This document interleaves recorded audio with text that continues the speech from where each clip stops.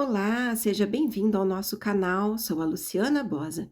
Este é o capítulo 5 do livro Manso e Humilde, de Danny Ortland. Curta e compartilhe e não se esqueça de se inscrever para não perder os próximos capítulos. Obrigada. Capítulo 5. Ternamente. E possa compadecer-se ternamente dos ignorantes e errados. Hebreus 5, 2, ACF. No antigo Israel, o rei representava Deus ao povo, enquanto o sacerdote representava o povo a Deus. O rei atuava como autoridade sobre o povo. O sacerdote atuava com a solidariedade com o povo. O livro de Hebreus está na Bíblia para nos dizer o que significa para Jesus ser o nosso sacerdote, o verdadeiro sacerdote. O sacerdote de que qualquer outro sacerdote é sombra e a quem qualquer outro aponta. Os sacerdotes de Israel eram pecadores. Então, eles precisavam oferecer sacrifícios não só pelos pecados do povo, mas também pelos próprios pecados. Não só os sacerdotes de Israel eram pecadores por definição, eles também o eram por prática. Alguns sacerdotes antigos estavam entre os personagens mais perversos do Antigo Testamento. Pense em Hofni e Finéias. Por exemplo, 1 Samuel 1 a 4. Hoje precisamos de um sacerdote não menos que os antigos israelitas. Precisamos de alguém para nos representar diante de Deus. Mas os sacerdotes de outrora eram tão decepcionantes, tão maus, tão duros. Porém, se o nosso sacerdote soubesse por si mesmo como é sentir a nossa fraqueza, de modo a ter maior simpatia para conosco, e isso sem pecar, e de modo que seu coração nunca se revolvesse em autocomiseração ou autoabsorção, esse seria um sacerdote verdadeiramente capaz de se compadecer ternamente de nós. Hebreus 5 continua na mesma linha de pensamento que expomos no último capítulo, em que vimos o final de Hebreus 4. Ali, consideramos a maneira como o coração de Cristo se move em direção a seu povo em solidariedade com ele em sua dor e aflição. Agora, em Hebreus 5, 2, nós consideramos mais uma verdade: a forma com que ele lida com as pessoas a quem se achegou. Vimos o que do papel sacerdotal de Cristo em 4:15. Agora veremos o como em 5:2. E qual é o como? Ternamente. A palavra grega por trás de compadecer-se ternamente, em 5:2, compartilha um radical do compadecer de 4:15. E os leitores e ouvintes originais de Hebreus provavelmente teriam percebido esse fato mais do que nós. Também vemos em ambos os textos o verbo grego dunamai se repetindo, até na mesma conjugação verbal, embora não se veja isso nas traduções usuais, bem como a menção repetida de fraqueza. Posteriormente, trataremos disso neste capítulo. Deixe-me colocar as duas frases transliteradas para que você entenda o paralelo que os ouvintes originais teriam percebido. Nota: deixei na tela a disposição das frases para melhor compreensão. Junto à palavra repetida, dunamenon, que significa aquele que é capaz ou quem tem a capacidade de, observe o mesmo radical no verbo principal em cada versículo, como destaquei. Notamos no capítulo anterior que sympathizai significa co-sofrer, no sentido de sentir por conta de sua plena solidariedade conosco. Embora seja possível enxergar a forma como essa palavra grega nos traz a palavra em português para simpatia, o significado é mais rico do que simpatia aparenta ter. Agora, em 5:2, À medida que o autor continua a expor como Jesus é o nosso grande sumo sacerdote, encontramos a palavra metriopatem. Este é o único uso desse verbo no Novo Testamento. Isso significa exatamente o que lemos no texto: compadecer-se ternamente. O prefixo métrio possui o significado de restrição ou moderação, e o radical pateu se refere à paixão ou sofrimento. A ideia em 5:2 é que Jesus não perde a paciência quando lida com pecadores. Ele é calmo, sereno, tranquilo, comedido. Ele nos trata com ternura. De quem ele se compadece ternamente? Com certeza seria daqueles cujas falhas são mais razoáveis e moderadas, reservando respostas mais severas para os maiores pecadores, não é? Uma leitura cuidadosa do texto não permite essa conclusão. E possa compadecer-se ternamente dos ignorantes e errados. O ignorante e o errado não são aqueles pecadores medianos, separados dos mais graves. Não, essa é a maneira de o autor incluir a todos. No Antigo Testamento, e lembre quão rica e abundantemente esta carta aos Hebreus está baseada no Antigo Testamento. Percebemos que há basicamente dois tipos de pecados: voluntários e involuntários, ou culposos e dolosos, ou, como Números 15 coloca, pecados por ignorância e a mão levantada. Números 15, 27 a 31.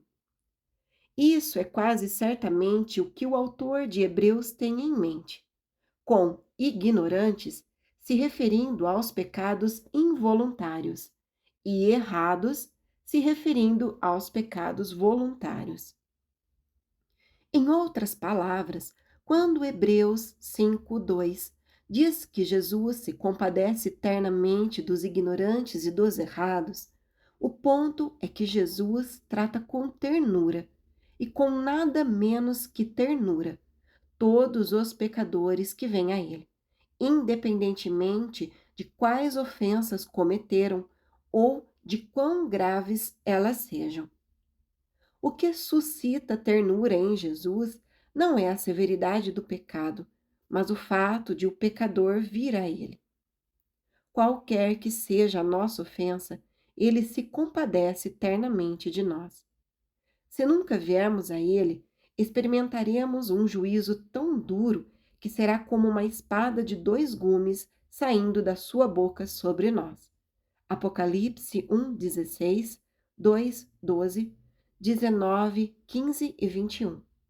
Se viermos a ele, tão feroz quanto seria seu juízo de leão contra nós, igualmente profunda será a sua ternura de cordeiro por nós.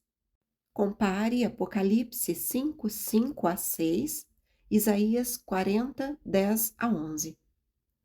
Um está incluído no outro. Ninguém recebe neutralidade de Jesus. Pense no que isso significa. Quando pecamos, somos encorajados a levar a nossa bagunça a Jesus, porque ele saberá exatamente como nos receber.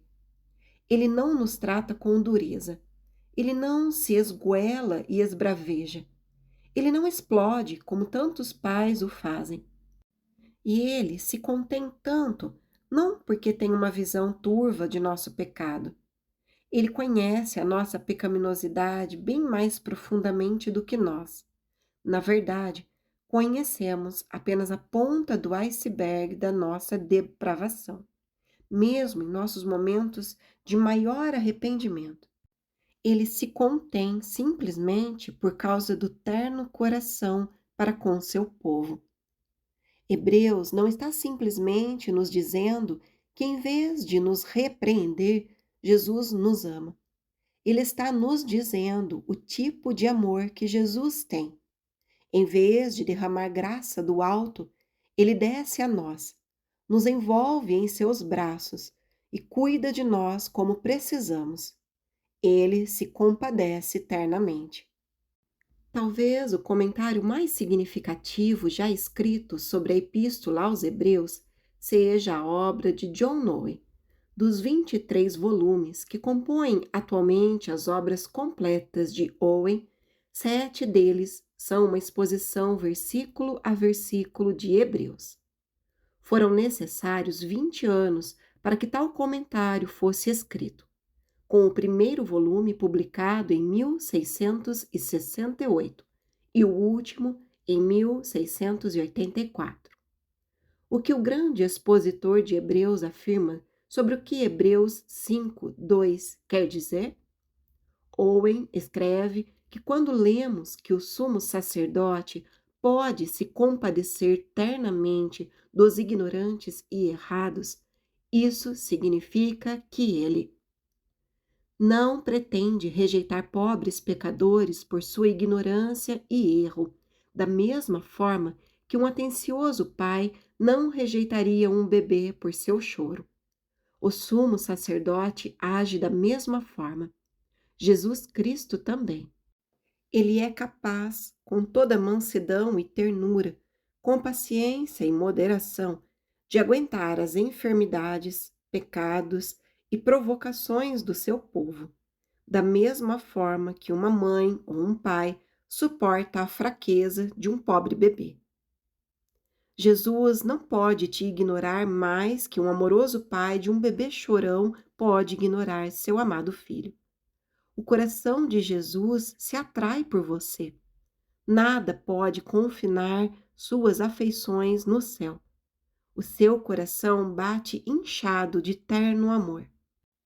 Além disso, a mansidão e a ternura de Cristo, sua paciência e moderação, não são periféricas ou ocasionais a quem Jesus é, como se seus prazeres mais profundos estivessem em outro lugar.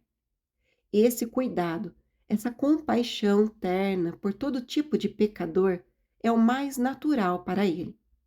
Owen continua e afirma que Cristo, em seu relacionamento conosco, não dispõe a nós, de maneira mais apropriada ou mais plena, qualquer outra propriedade de sua natureza do que sua compaixão, longanimidade e paciência.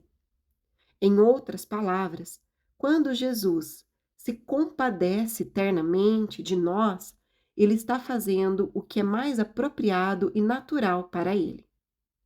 De fato, em razão da profundeza de nossa pecaminosidade, o fato de que Jesus não nos afasta prova que seu impulso e prazer mais profundo é a sua ternura paciente. Owen diz que essa ternura do sumo sacerdote, conforme aplicada a Jesus Cristo, compõe os mais elevado encorajamento e consolo aos crentes. Não fosse uma suficiência absoluta dessa disposição nele, manifestada em todos os casos, ele certamente nos rejeitaria com asco. Essa é a forma arcaica e complexa de Owen dizer o seguinte: a nossa pecaminosidade é tão profunda que uma medida frouxa de ternura da parte de Jesus não seria suficiente. Porém, quanto mais fundo corre nossa pecaminosidade, mais fundo ainda corre a sua ternura. Mas por quê? Por que Cristo se compadece eternamente de nós? O texto nos diz: porque ele mesmo também está rodeado de fraqueza. No contexto imediato, isso se refere ao sumo sacerdócio em geral. O próximo versículo deixa isso claro, quando fala do sumo sacerdote, que precisava oferecer sacrifício por seus próprios pecados. 5:3. O que Jesus não precisava fazer. 7:27. Entretanto, lembre-se do que vimos alguns versículos antes, em 4:15. O próprio Jesus, embora sem pecado, é capaz de compadecer-se da nossa fraqueza. A mesma palavra no grego que em 5:2. Como, alguém que, à nossa semelhança, foi tentado em todas as coisas. Jesus teve um total de zero pecado, mas ele experimentou tudo mais que faz parte de viver como um ser humano real neste mundo caído: a fraqueza do sofrimento, tentação e todo outro tipo de limitação humana. Ver também 2:14 a 18. Os diversos sumos sacerdotes ao longo da história de Israel eram pecaminosamente fracos. Jesus, o sumo sacerdote, foi impecavelmente fraco. Compare 2 Coríntios 13:5. Ao contrário do que esperamos ser o caso, portanto, quanto mais afundamos em fraqueza, sofrimento e provações, ainda mais profunda é a solidariedade de Cristo para conosco. Ao cairmos em dor e angústia, descemos mais fundo para dentro do coração de Cristo e não para longe dele. Olhe para Cristo. Ele se compadece eternamente de você. É o jeito dele, não tem outro. Ele é o sumo sacerdote para dar fim a todos os sumos sacerdotes. Enquanto você focar a sua atenção no pecado, você não poderá mais encontrar segurança. Porém, basta olhar para este sumo sacerdote e não há como você ainda se ver em perigo. Olhando para dentro de nós, só podemos esperar dureza dos céus. Olhando para Cristo, só podemos esperar ternura. Fim do capítulo.